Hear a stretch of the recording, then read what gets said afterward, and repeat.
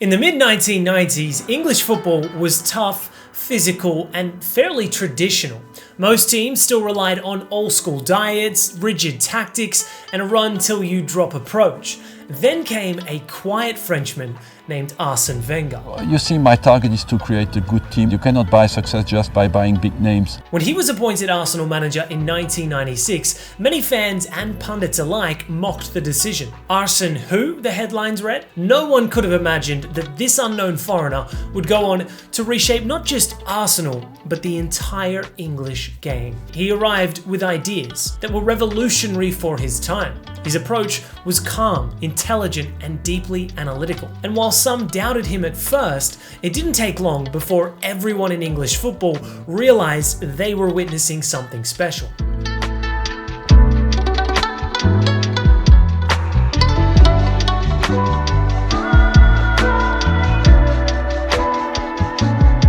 Wenger's journey before arriving in England was already interesting. He started managing AS Nancy in the French league, followed by a more successful spell at Monaco, where he won Ligue 1 in 1988. But by 1994, he made a surprise move to Japan to manage Nagoya Grampus. This decision raised eyebrows, but it gave him two valuable things: time to reflect and freedom to experiment with ideas. When Arsenal came calling in 1996, Wenger was ready. Arsenal's vice chairman, David Dein, was one of the few who believed in him early on. At the time, Arsenal was a club with a history that had gone stale. The George Graham years had brought success, especially defensively, but attacking flair was missing. Wenger arrived with a vision to modernise everything, from training methods to nutrition to the culture of the club itself.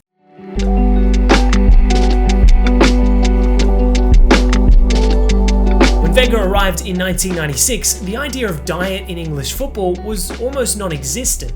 I mean, there was a drinking culture at the club, let's be very clear about it. He was influenced by his time in Japan, where healthy eating is a big way of life. He quickly set out to change the culture, introducing a new focus on diet and nutrition that would revolutionise not just Arsenal, but English football in its entirety. To back this up, he brought in dietitians who educated the players on how nutrition affects energy, recovery, and injury prevention. It's nice to have a change, really, in terms of training and diet and everything.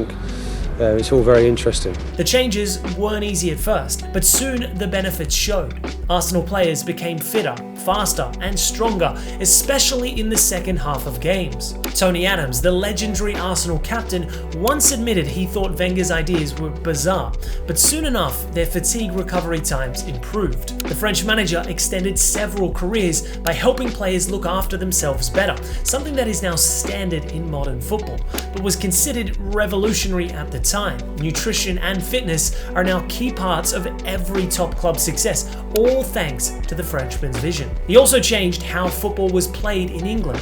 The manager wanted fluid passing, movement, and technique. He believed in intelligent positioning and high-speed combinations, a far cry from the more direct and physical English style back then. His Arsenal teams, particularly between 1998 and 2004, were not just successful, they were beautiful to watch. One of his biggest strengths was identifying young or underrated players and helping them blossom into global stars. He signed Thierry Henry, who was struggling at Juventus previously, and turned him into one of the greatest strikers in history. He found Patrick Vieira, then an unknown youngster from AC Milan's reserves. He took a gamble on a skinny teenager from Barcelona named Cesc Fabregas. He gave Robin van Persie, a troubled talent in the Dutch league, a second chance. Then there were budget buys like Kolo Touré or Emmanuel Petit and Nicolas Anelka, players he transformed and then sold for massive profit. Anelka, for example, cost Arsenal just £500,000 and was sold to Real Madrid for £22 million just 2 years later. Wenger did so while competing against clubs with far more financial muscle.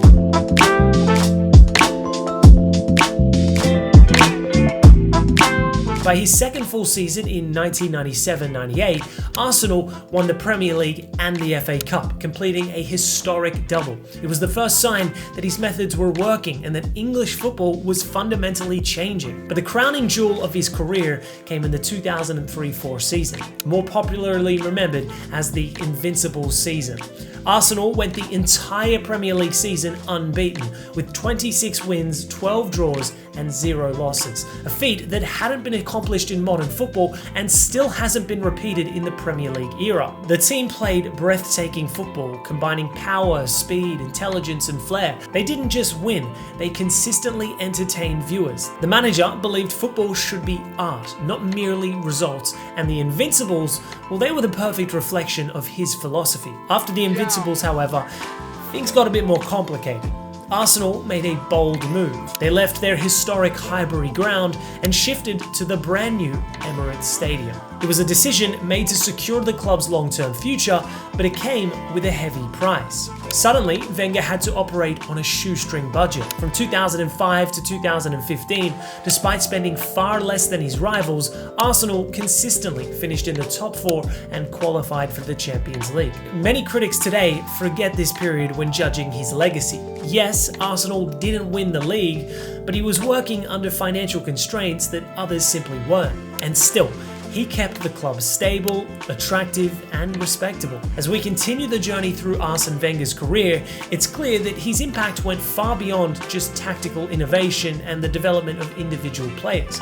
But his legacy is mixed with both extraordinary success and somewhat unfulfilled potential.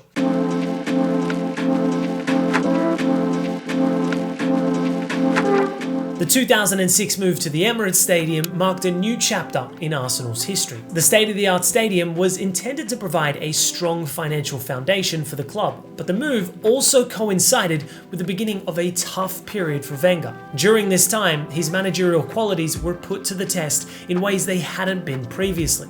He no longer had the luxury of bringing in big-name players. Instead, he turned to his unrivaled talent ID skills by bringing in lesser-known players who had potential but were not yet stars. Fabregas, who was plucked from Barcelona's youth team, blossomed into one of the world's top midfielders. Van Persie, another talent Wenger nurtured from a rough start, went on to become one of the league's finest strikers. Players like Samir Nasri, Alex Song, and Laurent Koscielny were all acquired relatively cheaply, but contributed massively to the team's success. From 2005 to 2015, Arsenal remained a top 4 club, but consistently fell short in the league and failed to win a major trophy. Their inability to secure the Premier League title during this period was a sore point for many fans. His teams played attractive football, but the defensive frailties and occasional lack of squad depth were evident.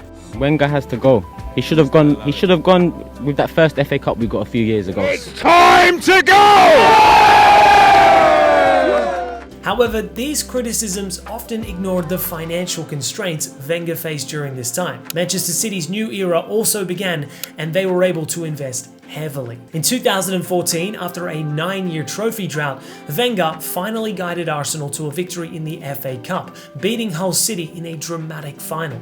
This win not only gave him his first trophy since 2005, but also ended the media circus around his failure to win anything during that period. Arsenal's FA Cup victories in 2015 and 2017 followed, marking him as the most successful manager in the competition's history. These triumphs helped to lift Arsenal from a period of relative mediocrity and served as proof that Wenger still had what it took to win trophies, even in his later years. The 2014 FA Cup win in particular was a symbolic victory. It was as though the pressure had been lifted off of Wenger's shoulders, and it allowed him to feel validated after years of criticism.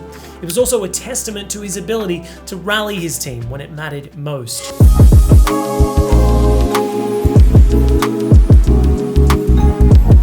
By 2017, it was clear that Wenger's tenure was coming to an end. Although Arsenal had enjoyed moderate success in domestic cups, the league results were no longer good enough.